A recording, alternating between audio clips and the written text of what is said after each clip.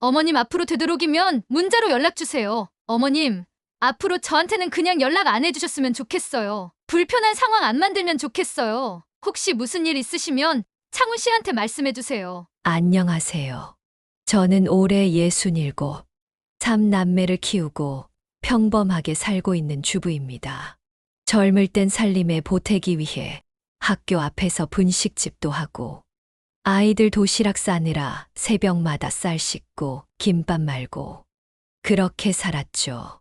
남편은 요즘 건강이 부쩍 약해졌고 그래서인지 더 외로움이 자주 찾아오곤 해요. 그 중에서도 막내 아들, 그 아이 결혼식 날 며느리가 절 꼭 껴안으며 말했어요. 어머님, 저도 친딸처럼 생각해 주세요. 우리 앞으로 좋은 가족이 되어요. 그 말 그땐 가식이었다는 거. 사람 마음이란 게 참 허무해요. 예쁘게 포장된 말 한마디가 얼마 안 가 종이처럼 구겨지고 버려지는 걸 그렇게 생생하게 보게 될 줄은 몰랐습니다. 혹시 지금 이 이야기를 듣고 계시는 분들 중에도 저처럼 며느리 때문에 마음 아픈 분들이 계시겠죠. 밤마다 이불 속에서 혼자 울먹이는 분들도 계실 거고요. 그런 분들을 위해 제가 이 이야기를 시작합니다. 제 상처가 누군가에게는 위로가 되고 제 깨달음이 누군가에게는 힘이 되었으면 좋겠어요.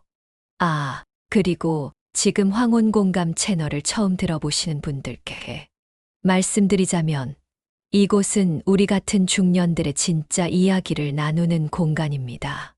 포장하지 않은 날 것의 감정, 아무도 알아주지 않는 마음의 상처들 말이에요. 좋아요 버튼 꾹 눌러주시고 왼쪽 아래 버튼 구독도 부탁드려요. 큰 힘이 됩니다. 무료입니다. 그리고 댓글로 여러분의 이야기도 들려주세요. 밤늦게라도 제가 다 읽어보거든요. 혼자가 아니라는 걸 느끼셨으면 해요. 자, 그럼 본격적으로 제 이야기를 시작해볼까요? 그날 며느리의 전화는 정중했지만 분명했어요. 그 목소리에서 제가 들은 건 거리를 두겠다는 선언이었죠. 전화하지 말고 문자만 하더더니 심지어는 꼭 남편 통해서만 말이 하라고 가슴이 답답하고 숨이 막히더라고요. 내가 무슨 잘못을 했나? 혹시 명절 음식 물어본 게 귀찮았던 건가?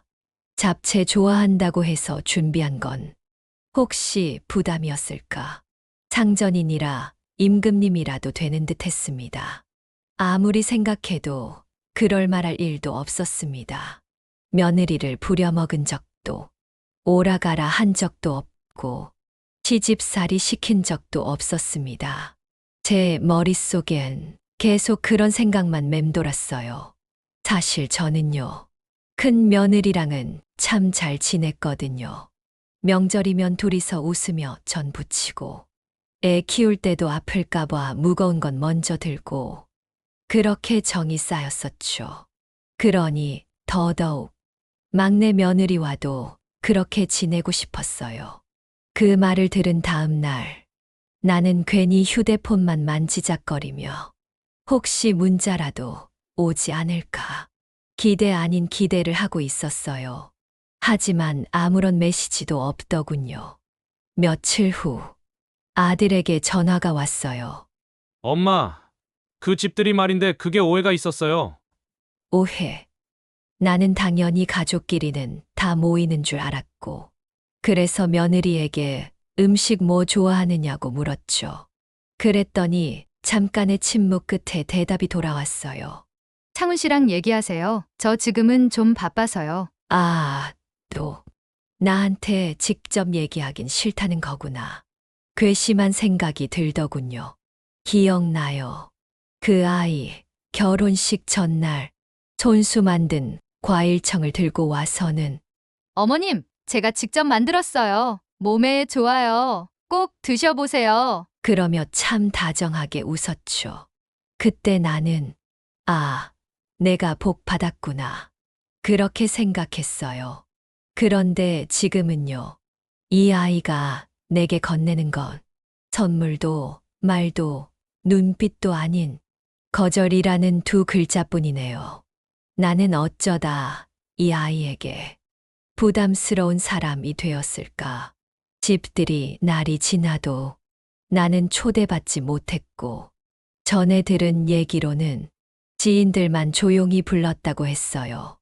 딸과 큰아들에게 말했더니 뭐 그럴 수도 있지. 요즘 시대 애들은 그래. 하더군요. 그래, 이해해 보려 했죠. 나만 너무 예민한 건 아닐까 싶어서요. 그런데 말이죠. 가족이라면 이해만 해서는 관계가 유지되지 않아요. 서로 마음을 주고받아야 하잖아요. 나는 그저 맛있는 음식 한 접시 나눠 먹으며 잘 지내요, 어머님. 그런 말 한마디를 듣고 싶었어요. 그게 그렇게 큰 욕심이었을까요? 며칠 뒤 큰며느리가 가족 단톡방에 손녀 사진을 올리며 말했어요. 어머님도 지율이 사진 좀 올려주세요. 지난번 여행 때도 예쁘게 찍으셨잖아요. 그래서 나도 사진첩에서 한참을 뒤져 예쁘게 나온 사진 한 장을 찾아 조심스레 단톡방에 올렸죠. 그런데 그 다음 순간 수진님이 단체방을 나갔습니다. 그 아이 이름이 거기서 사라졌어요. 진짜 순간이었어요. 누구보다 조심스럽게 올렸는데 그걸 보자마자 나간 거죠. 잠깐 실수였을까? 그렇게 믿고 싶었어요. 큰며느리도 어머, 실수로 나갔나 봐요. 다시 초대할게요라며 웃어 넘겼죠. 하지만 잠시 후 그 아이는 다시 한번 또 그 방을 나가버렸어요. 그때 느꼈어요. 수진이는 내가 건넨 마음의 끈조차도 불편해하는구나. 그게 너무 선명하게 보였어요. 숨기지도 않더라고요. 그러니 나도 더 이상 아무것도 묻지 않기로 했어요. 그날 밤은 유난히 늦게 들어오는 날이었어요. 지인들 모임이 있었거든요. 시계를 보니 밤 9시 조금 넘은 시간이었죠. 현관문을 열고 들어서는데 불이 꺼진 거실에서 뭔가 이상한 기운이 느껴졌어요. 여보, 대답이 없었습니다. 그렇게 조용한 거실 한복판에 남편이 쓰러져 있었어요. 한 손으로 심장을 움켜쥐고 숨소리도 제대로 들리지 않았죠. 그 순간 제 머릿속은 하했어요. 떨리는 손으로 구급차를 부르고 또 한 손으로는 가장 먼저 떠오른 사람에게 전화를 걸었어요. 가장 가까이 사는 막내 아들, 그리고 그 아이 수진이었죠. 뚝뚝뚝. 제발 받아라 수진아. 몇 번을 눌렀는지 몰라요. 하지만 둘 다 받지 않았어요. 왜 이럴 때 전화를 안 받니, 창훈아. 그날 밤 나는 그렇게 남편 곁에 무릎을 꿇고 앉아 심장이 터질 듯한 정적 속에서 수진과 아들의 전화를 기다렸습니다. 하지만 끝내 그들에게선 전화는 오지 않았습니다. 구급차가 도착했을 땐 남편은 의식을 잃은 상태였고 난 정신없이 따라타면서도 휴대폰을 꽉 쥐고 있었어요. 혹시라도 지금이라도 전화가 오진 않을까. 그 마음 하나로요. 그리고 병원 도착 직전 마지막 기대처럼 수진에게 전화를 걸었습니다. 이번엔 연결이 되었어요. 여보세요? 어머님이세요? 나는 거의 울먹이며 말했어요. 수진아, 창훈이랑 같이 있니? 전화를 안 받아서 그래. 지금 너희 아버지 병원이야. 그때였어요. 전화기를 바꿔받은 아들의 목소리에서 제가 들은 건 걱정도 안타까움도 아닌 짜증이었습니다. 엄마, 도대체 왜 그러세요? 용건 있으면 나한테 전화하면 되잖아요. 왜 또 수진이한테 전화를 하시냐고요? 쓰러진 남편 옆에서 내가 전화를 돌리고 또 돌리며 간절히 찾던 그 아이는 왜 연락하냐고 되묻고 있었어요. 내가 그 애들한테 연락한 게 잘못이었을까요? 가슴이 막혔습니다. 기가 차서 말도 안 나왔습니다. 그저 겨우 이 말만 했죠. 지금 내 아버지 쓰러지셨어. 전화를 끊고 나니 눈물도 나지 않았어요. 그 대신 분이 나서 손이 떨렸습니다. 자식에게도 며느리에게도 나는 지금 연락이 불편한 사람일 뿐이구나. 남편은 큰 고비는 넘겼습니다. 순간 혈압이 급격히 떨어지면서 의식을 잃었고 머리를 부딪혀서 뇌출혈이 생겼습니다. 정밀 검사에서도 출혈이 보이니 지켜봐야 합니다. 의사 선생님 말 한마디에 일단 고비를 넘겼다니 가슴을 쓸어내렸습니다. 그날 이후 남편은 병원에 입원했어요. 의식은 돌아왔지만 몸을 가누기가 쉽지 않았죠. 큰아들과 딸은 다음 날 바로 병원에 찾아왔어요. 큰며느리는 잣죽을 끓여서 들고 왔고 딸은 남편 대신 운전을 해 1시간 반을 넘게 달려왔다고 했죠. 하지만 수진이와 창훈이는 단 한 번의 연락도 없었어요. 입원 소식을 알렸고 상태도 문자로 전했어요. 그런데도 괜찮으시죠? 라는 말 한 줄. 그 한 줄이 없더군요. 혹시 문자 못 봤나? 바쁜가? 애 키우느라 그럴 수도 있지. 그 애를 대신해서 변명하고 이해하려고 했어요. 그런데 문득 그게 습관이 돼버린 걸 깨달았어요. 나는 수진이의 무심함에 익숙해지려고 자꾸 나 자신을 깎고 있었던 거예요. 남편 곁에 앉아 살며시 손을 잡았어요. 그리고 속으로 이렇게 말했죠. 여보, 우리 어쩌다 자식 눈치 보며 살아야 하는 부모가 됐을까? 낯선 번호로 전화가 걸려왔어요. 받아보니 그 목소리는 수진이었습니다. 어머님, 저 수진이에요. 그 목소리를 듣는 순간 나는 잠시 휴대폰을 귀에서 떼고 다시 쳐다봤어요. 왜 이제야? 그 말이 목구멍까지 차올랐지만 나는 꾹 참고 다시 귀를 기울였어요. 어머님, 아버님 간호하시느라 바쁘실 텐데 지율이 좀 낮에 잠깐만 봐주실 수 있을까 해서요. 그 말을 들은 순간 속이 다 뒤집히는 기분이었습니다. 그렇게 연락하지 말아달라던 사람이 아버지가 응급실에 실려와도 병원에 입원해 있는데도 연락 한 번, 코빼기 한 번 안 비추더니 세상아, 이제 내 봐달라고 전화를 했네. 수진아, 내가 그 말을 꺼낼 수 있다는 게 나는 놀랍다. 이 와중에 이런 전화를 할 수 있다니. 병원이나 문안 오고 이런 말을 해라. 그리고 전화를 끊었습니다. 더 말을 못한 게 분통이 터지더군요. 내가 내게 전화하면 불편하다고 했던 너잖아. 단톡방에서 나가고 문자에도 답 안 하고 집들이는 사전 통보 없이 날려버리고 결국 남편은 입원한 지 일주일을 넘기지 못했어요. 처음엔 괜찮다고 했는데 며칠 새 기력이 눈에 띄게 쇠약해졌습니다. 식사도 줄고 말수도 줄고 무엇보다 제 손을 자주 잡았어요. 당신 덕에 내가 참 잘 살았어. 그 말 한마디에 나는 그날 밤 병실 화장실에서 몰래 울었어요. 딸은 매일 아침마다 도시락을 싸들고 병원에 왔어요. 큰며느리는 잠시 다니던 알바를 쉬면서 내 옆을 지켰죠. 큰아들은 말없이 남편의 발을 주무르며 아버지, 저 여기 있어요. 조용히 중얼거렸고요.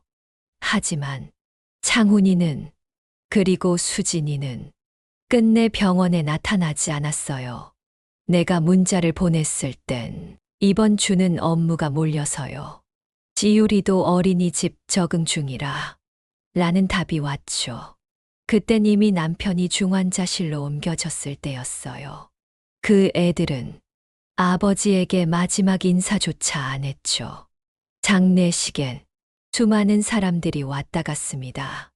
그 애들 빼고요. 큰아들, 딸, 그리고 큰며느리는 내 옆에서 밤을 새며 조문객을 맞이했고, 딸은 끊임없이 내 손을 주물러 주었어요. 하지만 창훈이와 수진이는 끝내 연락도 없이 오지 않았습니다. 지율이 감기 기운 있어서 병원 다녀온다고 했어요. 그래도 이건 너무한 거 아니에요? 큰며느리가 조심스레 말했죠. 그 말 끝에 딸이 고개를 절레절레 저었습니다. 아빠가 돌아가셨는데 지율 감기 핑계를 대? 지율이 핑계 아니었어? 엄마 문자 보냈을 때 이미 중환자실이었잖아. 그때 올 수 있었는데 안 온 거야. 맞아요. 내가 직접 문자로 알렸어요. 아버지 위독하다고, 마지막이 될 수도 있다고 읽었다는 표시도 떴는데 아무 답도 없었고 결국 장례식장에도 나타나지 않았어요. 큰아들이 담배를 물고 조용히 복도 쪽으로 나가더니 낮은 소리로 말했죠. 나는 이제 창훈이랑 말도 섞기 싫다. 애 봐준다고 전화할 땐 그렇게 절박하더니 부모 장례엔 그림자도 안 보여. 딸은 제 눈물을 닦으며 속삭였어요. 엄마, 그런 애들은 이젠 그냥 연락하지 마세요. 없는 자식이라 생각해요. 진짜 너무하네요. 작은 오빠네. 우리만 있어도 되잖아요. 그래도 그 말이 더 가슴 아프게 했습니다. 그리고 다짐했습니다. 내가 뭔가 잘못했을까? 그런 질문들은 이제 하지 않기로 했습니다. 그렇게 나는 남편을 떠나보냈습니다. 막내 아들네는 조문 없이, 전화 한 통 없이, 마치 우리 부부의 인생에 그 애는 애초에 없었던 사람처럼요. 며칠 뒤였어요. 남편의 장례식이 끝나고 조용한 날들이 이어지던 중이었죠. 휴대폰이 울렸습니다. 전화번호부에서 없는 번호였습니다. 그런데 그 전화는 수진이었습니다. 전화번호를 지웠었지. 어머님, 죄송해요. 저 지금 병원이에요. 지율이가 놀이터에서 다리를 심하게 다쳐서 수술도 해야 하고 잠시 집에 가서 좀 챙길 것도 있고 해서 급해서요. 나는 한참을 말없이 듣고만 있었어요. 기가 차더군요. 그 아이는 아버지가 쓰러졌을 때도, 장례식장에도 연락이 없더니 지금 자기 아이가 다치자 나를 찾았어요. 어머님, 저도 정말 너무 죄송하고 부끄러워요. 제발 이번만 지율이 옆에 낮 시간에 한두 시간만 있어 주시면 안 될까요? 나는 흔들리지 않았어요. 이번엔 정말 아니었어요. 그 애가 미안하다고 말하든 울먹이든 그건 중요하지 않았어요. 수진아, 너는 병원에 아버지 계실 때도 돌아가셨을 때도 나는 내 얼굴 한 번 못 봤다.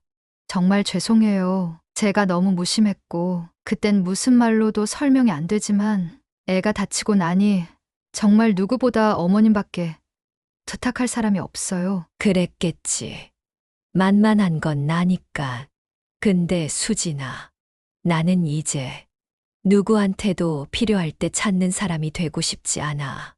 애 봐줄 사람은 찾으면 있을 거야. 이제 나는 그만 좀 나 자신을 챙기려고 그 말을 하고 전화를 끊었어요. 이번엔 울지도 않았고 후회도 없었어요. 이제는 더 이상 가족이란 이름에 상처받고 싶지 않았습니다. 수진이 전화를 그렇게 끊은 다음 날이었어요. 창훈이에게서 전화가 걸려왔어요. 이젠 그 아이 얼굴조차 보고 싶지 않아. 망설였지만 받았어요.